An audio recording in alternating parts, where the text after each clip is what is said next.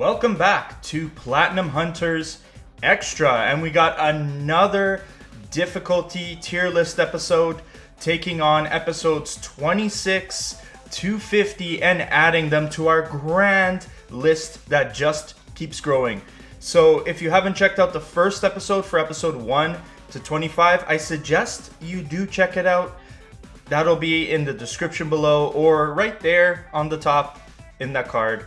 Check that out first. But let's hop into this one, which I think was very different from the other one. Definitely, I played a lot more games that are on the lower end of the difficulty spectrum, and you're gonna see as we start to put them on the list. But that is also a good thing, because then now we get a nice, crunchy, casual, and cakewalk kind of area. You're gonna see a lot of games put into that side. And in terms of trophy difficulty, that is more the average trophy difficulty. But I will try to play more difficult games as time goes on in the next set of Platinum Hunters episodes, so we can also add to that top player and hopefully maybe put something in the nightmare difficulty spot. We'll see. I'm still thinking about which game I'm going to have to bang my head against the wall to put in that spot. But let's start with our most difficult game we're gonna put on this entire list, and that is Crash Team Racing Nitro-Fueled. Now, what you need to know about this platinum trophy is it has a very steep learning curve. You not only have to learn how to triple boost as you drift, but you're also going to need to learn how to use Sacred Fire when it's applicable on the tracks that you can pull this off. Because on hard mode, these guys don't give 1, 2, or 3 shits about you. They'll come after you. The rubber banding on hard mode is insane. And then there are the time trials. The entropy time trials are not so bad, but once you get up to the oxide time trials, the average person is going to have a tough time. I remember my hands hurting after trying to do all of the oxide time trials so I could get this platinum trophy. It was the last trophy I needed. So CTR is definitely our top game on this list, harder than anything we've covered so far. Our next game to add to the list is God of War, and I think this game is more difficult than Skylanders for sure, more difficult than Cyberpunk, and I think it's more difficult than Battlefield 1. Even though Battlefield 1 you have to play on hard mode, you don't have to play as much multiplayer as you would think would be in a multiplayer focused game like Battlefield 1. And with God of War, you can play on any difficulty, so that's one thing in your favor, but you do have to do the Valkyrie fights, which do make this more difficult of a game. I tried to do everything on normal, all of the Valkyrie fights. When I got to the Valkyrie Queen, I said screw it, and I put it down on easy, because she was a pain to beat. She was a right pain to beat, so I dropped that difficulty down. The other things you need to know about this game is that you need to find all of the collectibles, and there are a lot of them. There's like over 300 collectibles to grab. Thankfully, this game is not a huge like open world game. It is in a sense, but it's much smaller and more interconnected. A lot of the paths you'll take are more linear than open world, like we'll see in some of the games later on the list. But all these things combined put this in the moderate difficulty and put it just under Little Big Planet 3. Next we got Infamous First Light, and this is also in the moderate tier. And I think I'm gonna put it very close to Second Son. I'm gonna put it just on the bottom of the tier list, because I do think it is just a little bit more than Infamous Second Son, but the score challenges that you have to do in the arena definitely bump this from like your typical casual experience up to the moderate difficulty. And that's the thing you really have to worry about in this trophy guide, because you can play the other part of the trophy guide where you're in Seattle on any difficulty you like, and it's a much smaller experience than Second Son when it comes to the amount of content you have to do in that part. It's just the arena that makes it a little bit more difficult, and that's going to give you a little bit of a tougher time. Oh ho ho, oh ho ho, Sackboy A Big Adventure. And this is another moderate game, but it's definitely harder than all these games here, going up to like Little Big Planet 3 and Crash 3 Warped Territory. Now I have to make a decision here. Is one time trial in the game, one, tougher than the combined total of all the other time trials that you have in the other games? And that one time trial is very difficult to do. It is. If you know what it is, it's the Knitted Night trial where you have all of them put together. It's called the Rip Snorter. This thing is going to stop you from getting the plat. That trophy is called String It Together, and it's going to stop you from getting this thing.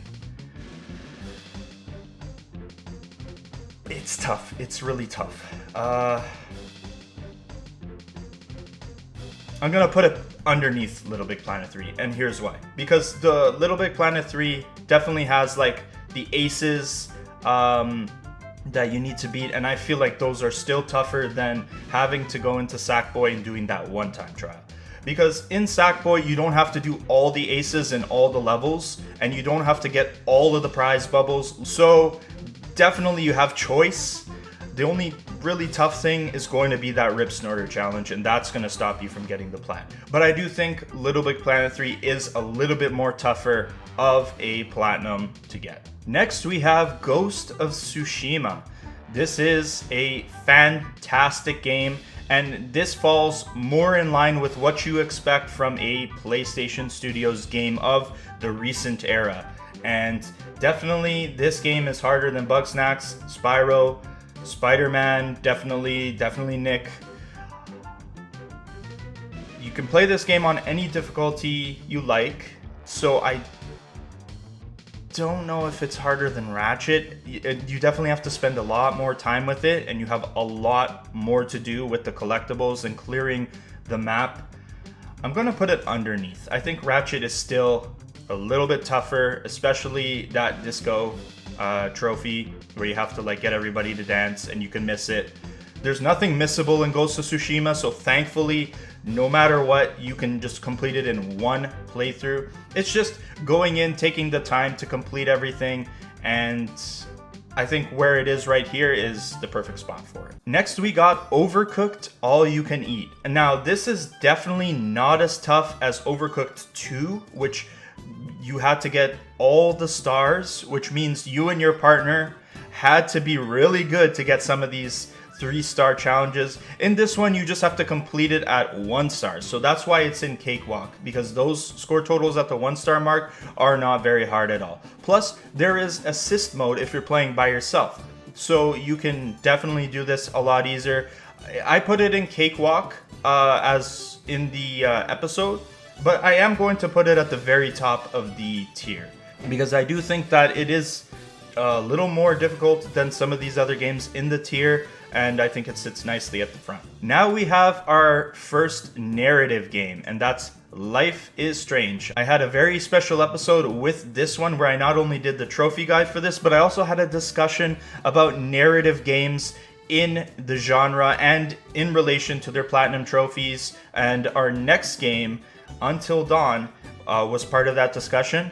But like going back to Life is Strange, it's definitely as you expect from Life is Strange 1 or Before the Storm if you played that. But now they added a few side objective trophies that you can go out and do, and that's cool. That's kind of pushing the envelope on the platinum run for this, but it's still your typical narrative 1 out of 10 where you get most of the trophies just by playing the game kind of experience. So it's definitely easy.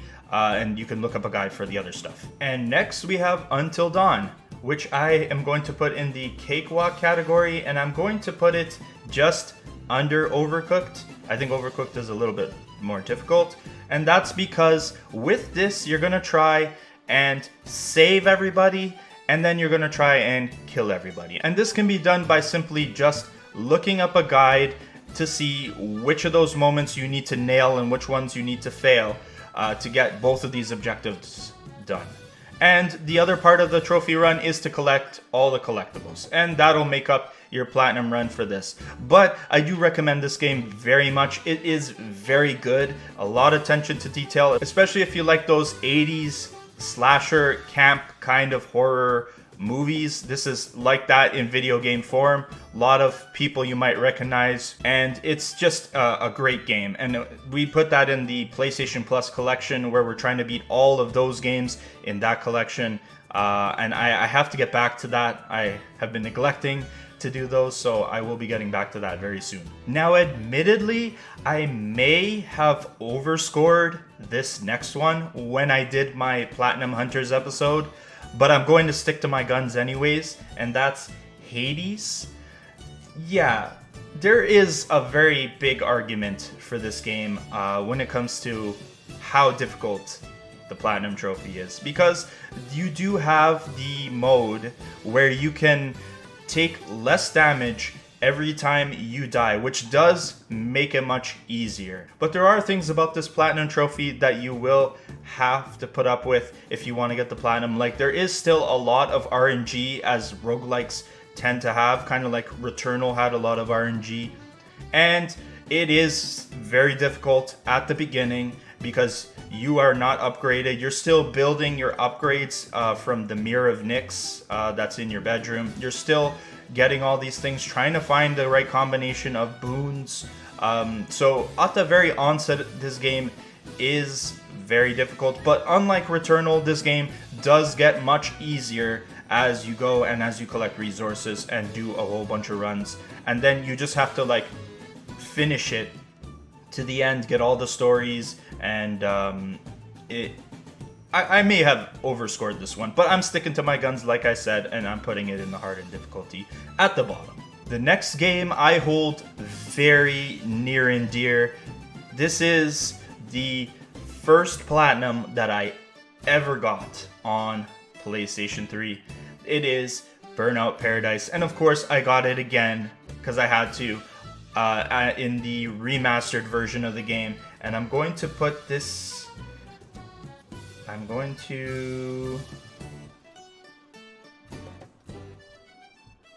to put this behind Ghost of Tsushima in that spot. Essentially, you have to complete the licenses, the Burnout licenses, which means do a whole bunch of events. You get to pick which events you want, and after you complete an event, when you go over to the next Burnout license, you can do that event again. So if you're comfortable, you can just do that. The amount of events per license starts to go up, so that is one of the things you have to think about when you're doing it, and as well the difficulty goes up from there in the licenses. In terms of the online, there are a few online trophies for precisely to get, and one of them is a royal pain because you need 8 players in a lobby to all go to the Wildcats baseball stadium. That's annoying, and that's going to be the trophy that stops you from getting the plat. But other than that, this is a pretty easy run, not too difficult, and a fun one because you're smashing cars left and right. Next game is Nickelodeon Allstars Brawl, and as a side note, did you guys see that Jenny, Hugh Neutron, and Rocco announcement? Let's go. Let's go. My boy Hugh is coming in the fight, so I cannot wait to play as that boy when he drops. But anyways, this game is very fun. I enjoyed it as a Smash-like, as we like to call these types of games. I wish we would just call them platform fighters. I think that's more appropriate. But this game I'm going to put a little higher up the tier. I think I'm gonna drop it in front of Ghost of Tsushima. Maybe behind. I'll put it behind. Essentially, this boils down to beating arcade mode with every fighter, There's the sports mode trophies, which you can do with a second controller, nothing to worry about. Then you just have to hop online and do a certain amount of things, one of them equating to defeating 5 opponents in competitive play, do 50 matches in online play against anybody, and matches go by super quick. It won't take you very long. I think the problem right now is that there's not a lot of players on the servers from what I've been hearing from a bunch of people who messaged me. So that could be an issue, but otherwise you find somebody to match up with, and then if there's not that many players, you'll match up with them consistently, and that'll make it easier for you for this platinum trophy. Okay, this next one.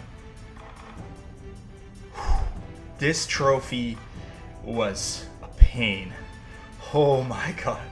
I'm gonna put it at the top of expert, and that's Destruction All-Stars. This thing is a 0.1% for a reason, and that reason is because this trophy, when it first came out, was not as bad to get, because you could get all the trophies. They are kind of luck-based, a little bit skill-based in some cases, but you had all the modes you needed to get it.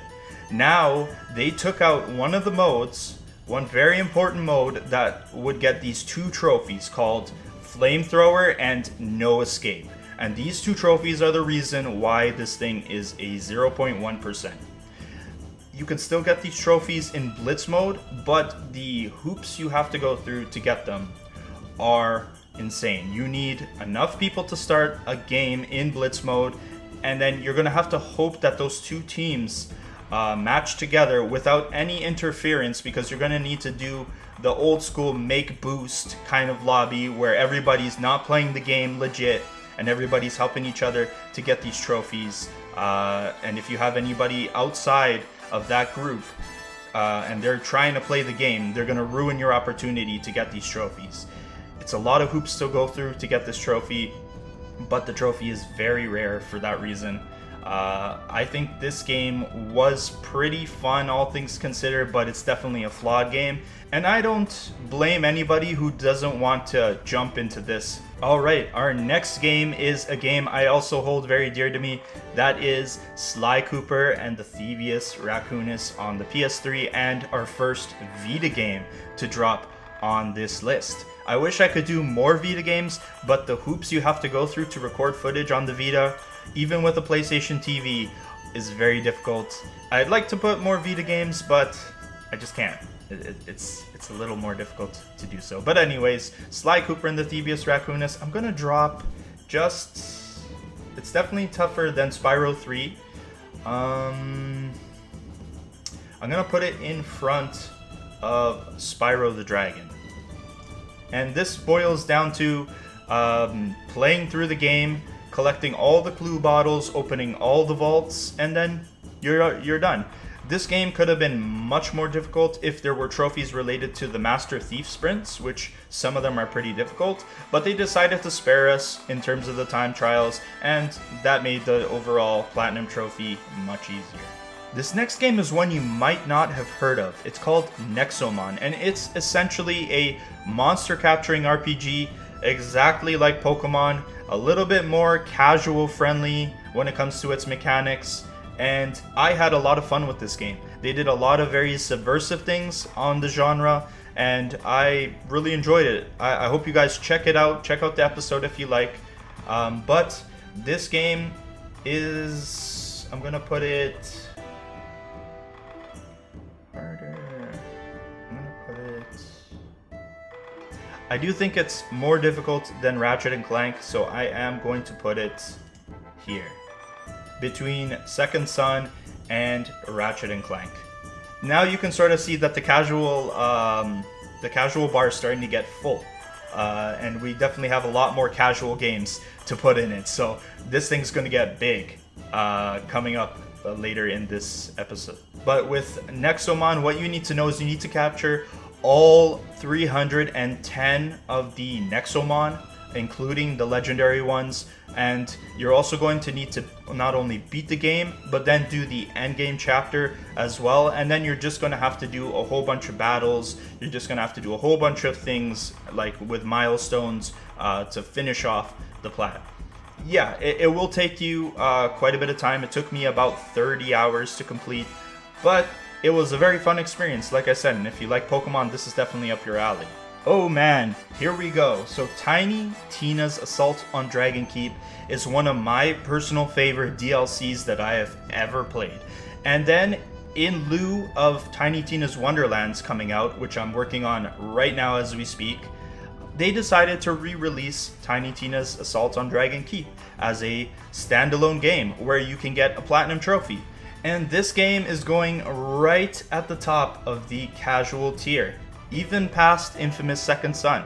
I do think that this deserves to be at the top of the casual tier. And a lot of people have expressed to me that there's one trophy that is RNG based, completely RNG based. So it doesn't, there's nothing you can do to affect when this thing is going to pop. You just have to wait until you get it. I got lucky on my second playthrough, because you need to do 2 playthroughs of the games, one regular difficulty, one hard mode difficulty. The second playthrough, I got the chubby loot guy to appear. I know some people that have done this game probably 5 or 6 times through, each time not getting the chubby loot and having to keep going, waiting for this thing to appear. That's not fair. So I hope if you do decide to go for this, you're not one of those people who gets it like 5 playthroughs later. The rest of the game is pretty simple other than the challenges. The challenges can be a little bit annoying because they have certain criteria, and some of the challenges do have hidden things about them that you need to beat other challenges to a certain level to unlock them. It's all in the trophy guide. I'll explain it there if you watch it. But this one will take you about, hopefully, 35 hours to complete. Hopefully. Next, we got the most surprising game of last year. That's Guardians of the Galaxy. And this game is definitely a great one. It's definitely more in line with your casual Platinum Trophy experience because you can play it on any difficulty and you just have to complete it through, get a whole bunch of combat trophies as well, and then get all the collectibles. Where this kind of bumps itself up the tier list a little bit, like if I put it like maybe under Ghost of Tsushima, is that while you don't have to get all of the collectibles, some of the collectibles are a little bit tricky to get and a lot are missable. So instead of beating it with one playthrough, I had to do a second one to go and collect the rest of the collectibles I needed. If you're careful and you do it with a guide, you can do it all in one playthrough, which will take you about 20-ish hours or so. Again, I wasn't as careful as I needed to be and I had to do a second playthrough to get the rest. We have another Borderlands related game on here. That's Borderlands 3, and this game was definitely a lot easier than I anticipated it was going to be when it comes to getting the Platinum Trophy. You don't have to worry about any challenges, you don't have to worry about any RNG, you don't have to worry about doing anything on the game's Mayhem mode, which could have made this much more difficult. Instead, this Platinum Trophy just has you doing the adventure, has you doing the side quests, and then getting a bunch of other trophies that are related that you can get while you're doing that. Essentially more of a 100% completion. And I'm going to put this one just a little bit higher up the list. I'm probably going to throw it under... I'm going to throw it under Burnout Paradise. Yeah, just plop it right here. So now we're on our second line for the casual. I told you it was going to get big. Next, we have a indie game that I was definitely looking out for. I saw it on Indie World and I'm like, this looks awesome. And then it finally dropped on the PlayStation ecosystem so I can get a Platinum Trophy for it. And that game is A Short Hike, which I'm going to put... Let's see. I'm going to throw it behind Ratchet and Clank Rift Apart. The cool thing about this this platinum run is that everything is gold aside from obviously the platinum and one other trophy. So if you're looking for gold trophies to get, definitely play this one. And essentially this platinum run just boils down to completing a whole bunch of activities that are outlined in the trophies, like some cool challenge kind of stuff, and they all get you these feathers that you have to find for a trophy that asks you to get all of the feathers. And this game is very casual and you'll have a great time with it. Essentially, just go through the game, get yourself up to where you need to go in the game. I don't want to spoil it. And then you'll get the rest of the stuff as you go. Horizon Zero Dawn is a game that I played a very long time ago, but I never got around to finishing it. I enjoyed about maybe 20 hours of it, and the platinum run is about 40 to 45 hours. So I decided I'm gonna finish it before Horizon Forbidden West came out, and I did exactly just that, including the DLC. So this game I'm going to put right under Ghost of Tsushima. It's essentially very similar in experience to Ghost of Tsushima, except it takes less time to do. You gotta collect a whole bunch of collectibles, you gotta do side quests, you gotta beat the main story, and this can be done on any difficulty you like. So it's kind of your typical experience when it comes to PlayStation exclusives. Just less time than Ghost of Tsushima takes. That one definitely takes more time. Probably one of the most fun games that I've played in recent memory. It Takes Two was a blast to play. And I'm going to drop this one. Let's see. I'm gonna put it in front of Spyro Ripto's Rage, but behind Spider-Man Miles Morales. It's a sweet 15 hours to do this game. It's completely co-op, which makes it so much more fun.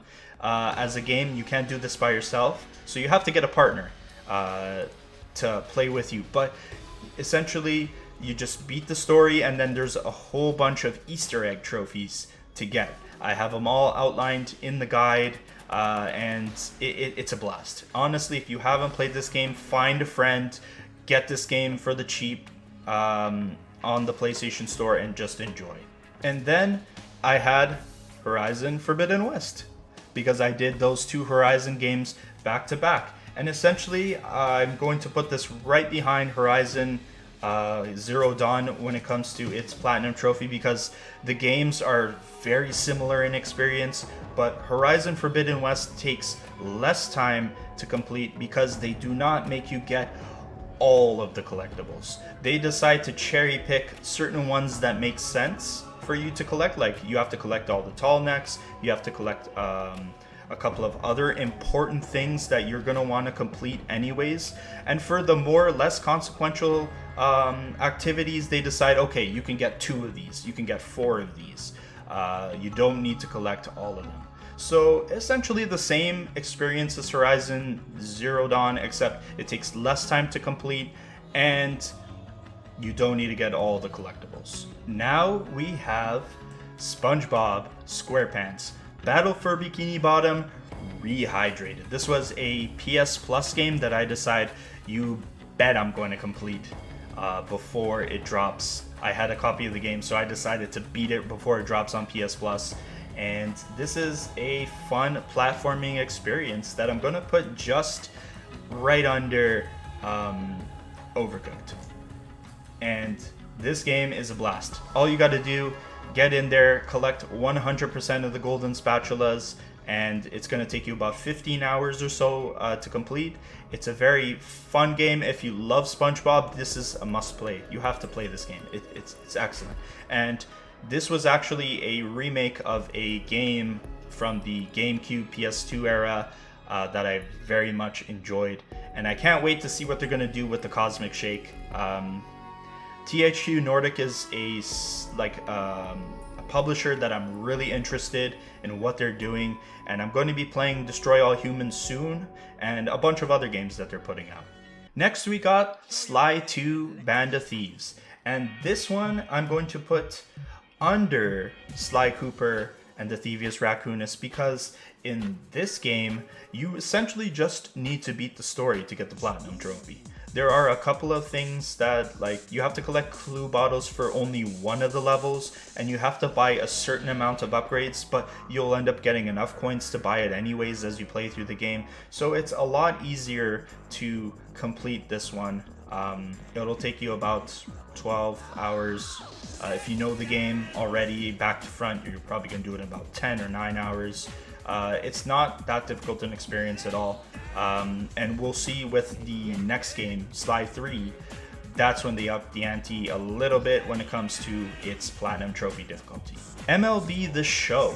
Now, I decided to play these games because I want to complete all of the PlayStation exclusive games that are labeled with the PlayStation Studios logo. It's the reason why I even played Destruction All-Stars in the beginning. But going forward, I'm going to be playing all of the show games. I want to get to the show 22 this year, but I had to go back and play this one, and I had a very fun experience with it. I definitely spent a lot more time with it than I thought I was, because Road to the Show mode definitely took a while to complete. Creating my character and getting him up to the MLB rank to get that trophy. But for the rest of the experience, it's a lot of trophies that you can affect with the difficulty sliders to make them easier. And then there's a quick run of March to October mode, which will take you about 4 to 5 hours. It's definitely a nice foil to the Road to the Show mode that takes a lot of time to complete. But if you're looking for a baseball game or a sports game in general that's not that heavy on the monetization side of things, this is definitely one to check out. And I'm going to put this one...